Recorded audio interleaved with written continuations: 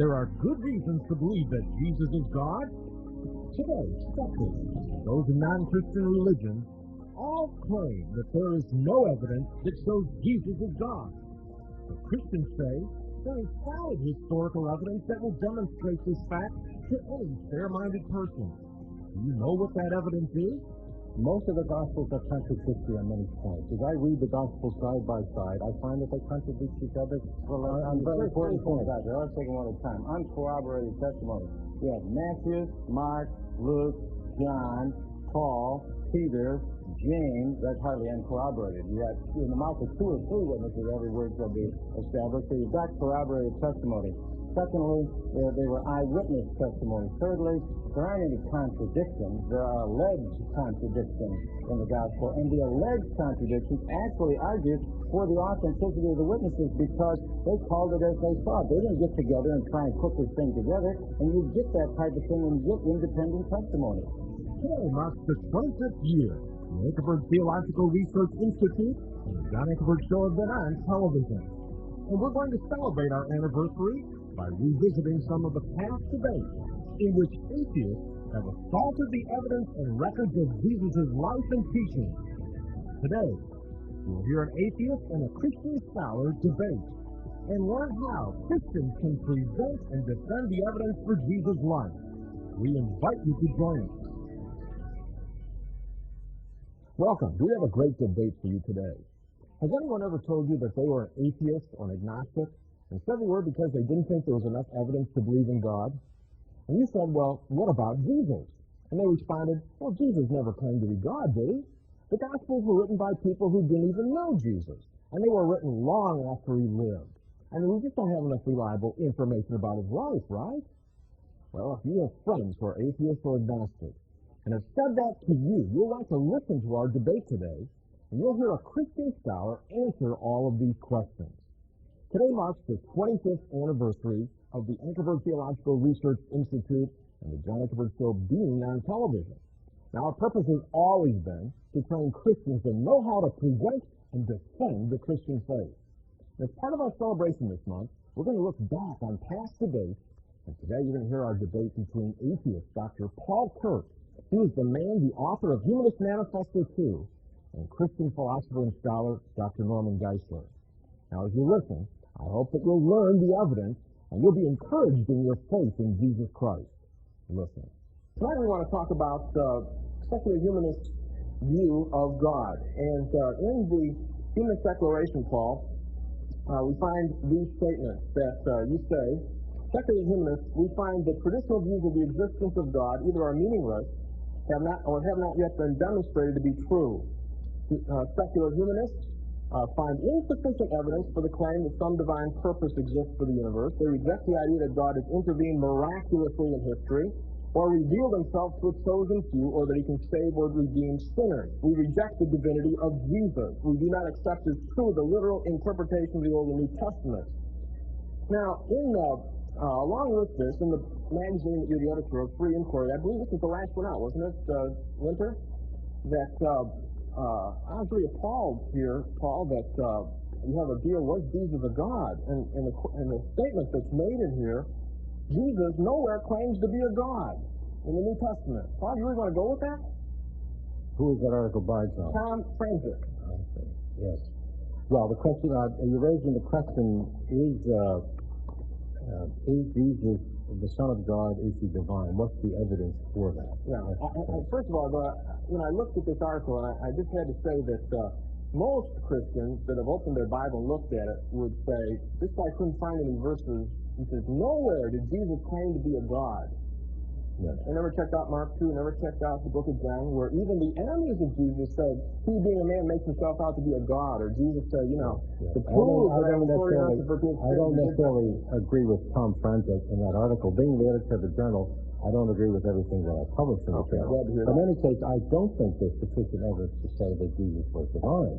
You take it to that point, because I don't take the Bible as divinely inspired. I think the Bible is a human document, like the Koran, like the Book of Mormon, and that these were written by primitive people, the Bible over 1,000 years on the eastern shore of the Mediterranean, And I don't think that the claims of revelation or miracles as you read in the Bible can be supported by the evidence. That's why I'm a skeptic about the divinity of Jesus. Okay, you don't think there's enough evidence concerning the life, death, and resurrection of Jesus Christ, supported by the historical documents of the New Testament, to give probability historically that Jesus is God? The answer to that is no. Now, I'm not a biblical scholar. That's not my field, biblical criticism. So I was thinking as a philosopher. I find that the New Testament, the four Gospels of the New Testament, as far as I can tell, were not written by eyewitnesses. They were written by people who themselves did not know Jesus directly, neither Paul nor Mark or the other authors of the Gospel. You think you're not familiar with William F. Albright, Johns Hopkins, who said before he died that every one of the books of the New Testament was written by a baptized Jew between the time of 40 to 80 A.D., probably somewhere between 50 to 75?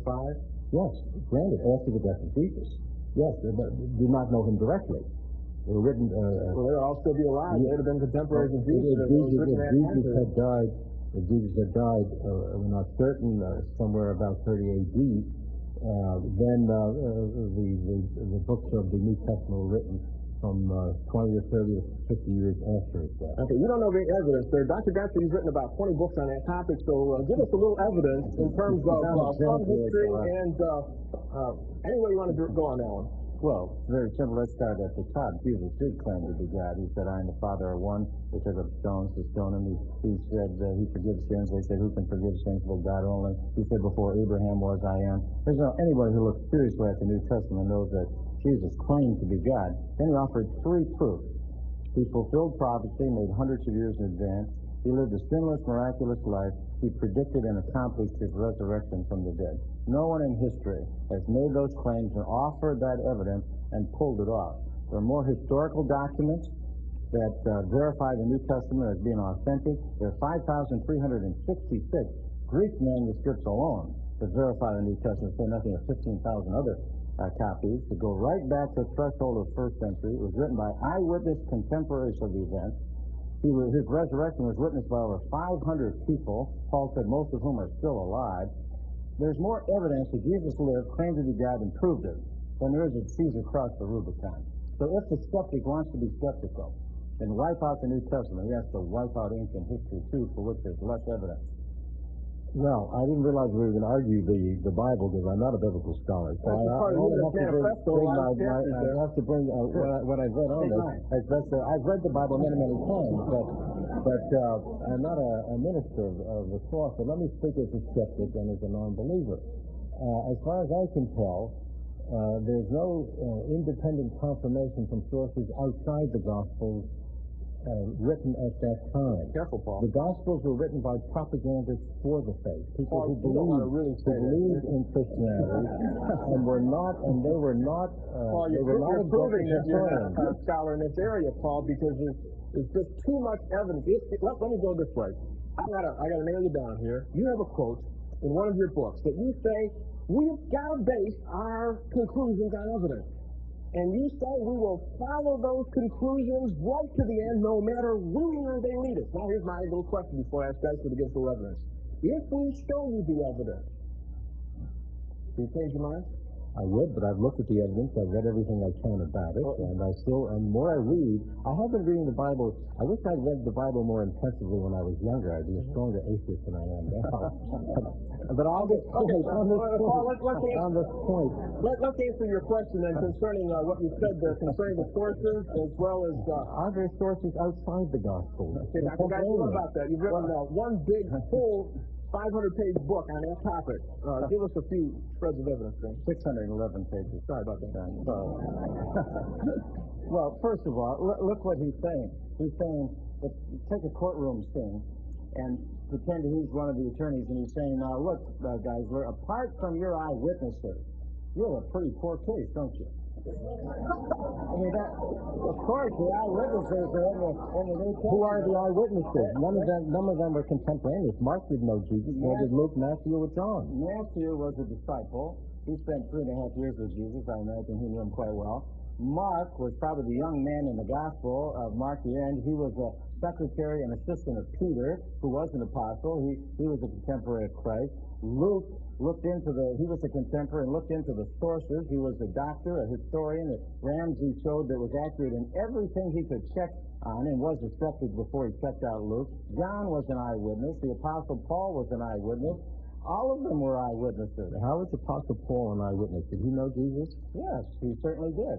He knew Jesus, and he was a witness of the resurrection, and he lists himself in 1 Corinthians 15 as one of the witnesses of the resurrection because Christ appeared to him. In fact, Christ appeared to him on the road to Damascus, but he said this is an uncorroborated observation. But he did not know Jesus at the time that Jesus was alive, as far as he most certainly did, because if he appeared to him on the road to Damascus, that was only a short time after the death of Jesus. And Paul was but they also I didn't know. Look, there is a body of biblical criticism which denies that Matthew was an apostle of Jesus and denies that any of the other three writers of the Gospels knew Jesus. Now, you're differing with that interpretation. Well, at least it's an arguable question. There are people who maintain that the authors were of the second generation and were not contemporaneous with. Well, put it this way: there were people who believed that. That's a pre-archaeological point of view. But most scholars, even rabid scholars like Robinson, the Death of God scholar J. Robinson, who wrote a book redating the New Testament, in which he says all the basic Gospels were written between 45 and 65 during the life of the eyewitness, and he didn't even believe in the existence of God, so he didn't have any axe to grind. That was a view, but it's archaeological curiosity now rather than really a serious scholarly view. Okay, I deny that point. There are serious scholars who dissent with your interpretation. But there's also a lot of what he's saying, archaeological data. Plus, when you're talking about in the documents themselves, if you remember, if you read the book of Acts, where Paul himself on trial before Agrippa points to Agrippa and says, you know the things that I'm talking about, because these things weren't hidden, they weren't done in a corner. Even he was preaching to other people that were eyewitnesses. He mentioned 500 people having seen the resurrection of Christ. We have no statement of the 500 people. I mean, this is uncorroborated testimony given by people who are creating a new religion. It would not hold up in a court of law. Most of the Gospels are contradictory on many points. As I read the Gospels side by side, I find that they contradict each other on very important points. Let's take them one at a time. Uncorroborated testimony. You have Matthew, Mark, Luke, John, Paul, Peter, James. That's hardly uncorroborated. You have in the mouth of 2 or 3 witnesses, every word shall be established. So you've got corroborated testimony. Secondly, there were eyewitness testimonies. Thirdly, there aren't any contradictions. There are alleged contradictions in the gospel, and the alleged contradictions actually argue for the authenticity of the witnesses because they called it as they saw it. They didn't get together and try and put this thing together, and you get that type of thing when you get independent testimony. Well, if you read the resurrection, as I read the 4 parts side by side, in one case you have, let's see if I can reconstruct. You have a youth dressed in white. You have two angels, first inside the tomb and then outside the tomb. You have different reports. I suggest that anyone who wants to have an open mind about this, read the 4 Gospels side by side, and the eyewitnesses differ on that point. Well, I have read the 4 Gospels, and I read that point, and there's nothing contradictory that either you pointed out or that can be pointed out in that record. Sure, you had 2 angels, and sure they were in the tomb once, and sure they were outside, but that's not a contradiction. Well, but if you have an accident or if you have a crime and you have witnesses, and if your witnesses give different testimony, what are you to make about them? We're to assume that if their testimony differs, it's independent testimony, and that's the kind of thing that actually argues for the authenticity of it. And to bring out the other point you made, that it wouldn't stand up in a court of law, as a matter of fact, the professor at Harvard University of Law a number of years ago, Simon Greenleaf, was challenged on that very point. Now, he wrote the book on legal evidence used by lawyers to test these things in court. And they challenged him to apply that same logic to the New Testament and see what he would conclude. Here's what he concluded. New Testament documents are authentic. The witnesses are reliable. Jesus Christ really rose from the dead. You ought to read it. The testimony of the evangelist, Simon Greenleaf. Well, what do you think about the resurrection of Jesus Christ from the dead? Well, how many witnesses were there for that? Why did not Jesus appear to non-Christians? How about Thomas? Was he a Christian? He says, I Well, don't he was believe. a doubter, but he was one of the disciples. Oh, he's like me then. Well, but why didn't Jesus appear in Rome, or why didn't he come before Pontius Pilate? Well, you asked me, and I just gave you an example. Because he only appears to the people who believe in him. This is an article of Again, faith. did Thomas believe him? He says, I won't believe unless I check out the careful data. Well, this is written after the fact. What the facts are, we don't know. They're trying to convince people to accept Christianity. Much the same as the Koran. Do you accept the Koran? Would you go through the evidence of the Koran? There are 800 million Mohammedans today. You can raise the same thing about whether or not Muhammad is reliable. Well, or whether Joseph Smith he didn't claim to be God and offer this proof. And besides that, there are two other people who weren't believers that Jesus did appear to. His brothers, James and Jude, weren't believers. It's not direct testimony that can be interpreted in historical terms. What we just showed you was first-hand eyewitness testimonies, more manuscripts, more witnesses, more cross-checks, archaeologically supported than any book from the ancient world. So you just, again, wiped out all of it. Let me suggest that there's a literature of biblical criticism that goes back at least 2 centuries, and there are a number of scholars who deny every point. That criticism started? It started with Benedict Spinoza in 1670 in his book, Theological Tractatus. Benedict Spinoza was a pantheist naturalist who didn't believe in miracles, and because of his rationalism and anti-supernaturalism, he assumed those miracles didn't happen. In the 19th century, modern criticism sprang from that, which is independent, anti-supernatural bias. I say, go to the Bible, read it with a scientific, open, objective mind. Do not read it through the eyes of faith. Read it as you read any other book. And if you read it as you read any other book, then doubts do creep in on this. I would say just the opposite. Go to the Bible with an open mind. Say, what are they saying? Whom are they saying it about? And ask yourself the question, is it true? Is there evidence for it? And you will conclude that Jesus Christ is the Son of God. Frank Morrison did. He was a skeptic. He did the same thing. He wrote a book, Who Moved the Stone?, showing how, when he looked at it that way, he was converted. Sir William Ramsay did it. Lord Littleton did it. Simon Greenleaf. It happened to skeptic after skeptic. And I suggest if you do it, it might even happen to you. I have done it. And I've reached the opposite conclusion. And many other people have done it and have reached the opposite conclusion at the same time. You couldn't have done it very carefully in view of what you just told us before, I think I did it as carefully as I could. You didn't know what it said. So I suggest you might try and refresh your memory on a little bit and give it a chance, because the Bible says you shall know the truth, and the truth shall set you free. You're interested in freedom as a humanist, and I suggest that you can get true freedom through Jesus Christ. Well, it's a very nice sermon, and it may be true. But I think that the Bible ought to be reread today. I think it's important that people read the Bible freshly and independently without any theological bias, and I think you ought to read it in the light of archaeology and read it in the light of philology, of linguistics, and other scientific endeavors at the same time. Read it in the same way you read the Koran. That's right. And be skeptical. And the Koran does. Why do you add and be skeptical? Read it and be open to the evidence. Don't read it with a bias against it. Read it, be open to the evidence. I look at the Quran, I've read it, and I'm open. Well, Muhammad claimed to be a prophet. Okay. He didn't claim to be God. Muhammad didn't die and rise from the dead. He didn't claim to. He claimed that he had a visitation. He claimed that he really closed-minded and biased about the Quran. You should have an open mind about it. He claimed to have had a visitation from Gabriel in the cave at Hirza, north of Mecca. He was the only one that had this visitation from Gabriel. Was uncorroborated. On the basis of that, he gave these marvelous statements that became the Koran. And there's something like 1 billion Mohammedans in the world who now accept the Koran as true. Now, can I jump in right there? The thing is, if you've got two competing world systems like Muslim religion and Christian religion. In the Quran, Muhammad full repents 7 times. You also have the fact that in the Quran, Jesus Christ, it was said he didn't die on the cross, and he didn't come forth from the dead. Christianity says he did die on the cross and he did come forth from the dead. One or the other is right. They both can't be right at the same time, saying contradictory things. Now, how would you come to a conclusion which one is right? Well, the question is, what is the evidence for the resurrection? It may be that if Jesus existed, some people deny that he existed, but I assume that he did. If he existed, he may not have died on the cross. He may only have swooned. He may have been taken into the cave.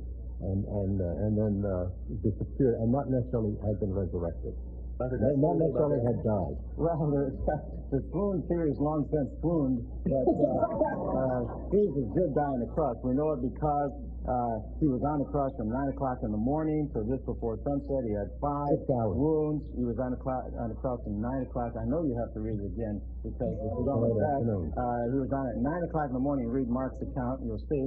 He had wounds in his hands, wounds in his feet. They put a spear in his side. He gave a death cry. He said he was dying. The Roman soldiers verified his death. He was wound up in 100 pounds of spices and things and put in a grave and was there, and it was sealed up. If ever anyone was dead, he was dead. Pontius Pilate was surprised when they heard he was dead. He double-checked it, in fact. He double-checked it to make sure after all of that, on top of it, and Jesus Christ rose. To read Stroud's book on the physiological causes of Christ's death. If you ever had an infallible proof from a distance that Jesus died because of the blood and water that came out of his side, you have it in that book. And if you're open-minded, I suggest you take a look at it. Well, there are other people who suggested that we don't have sufficient evidence to say that he did die, that he may merely have fainted and risen in the tomb and then left. Anything, but the evidence shows.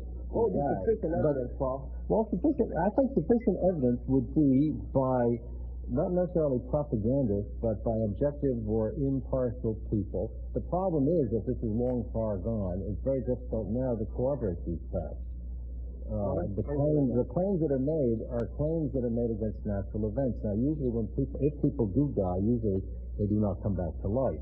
Therefore, if we would accept the fact of resurrection, then we would need very strong evidence indeed, and not merely the evidence as a product of an oral tradition that is passed down by religion. We would need corroboration. I don't think we have that in regard to the Well, we now have corroboration. We have numerous witnesses who saw him on at least 10 different occasions over a 40-day period of time. They stuck their finger in his hand. They stuck their hand in his side. He ate fish. They felt his flesh and bones. He taught them. He performed miracles. He transformed them from cowards to courageous men who went out and preached the resurrection and converted the very people in the very city, in the very area in which this had all happened, not hundreds of years later, but just 40 days later. That's good evidence.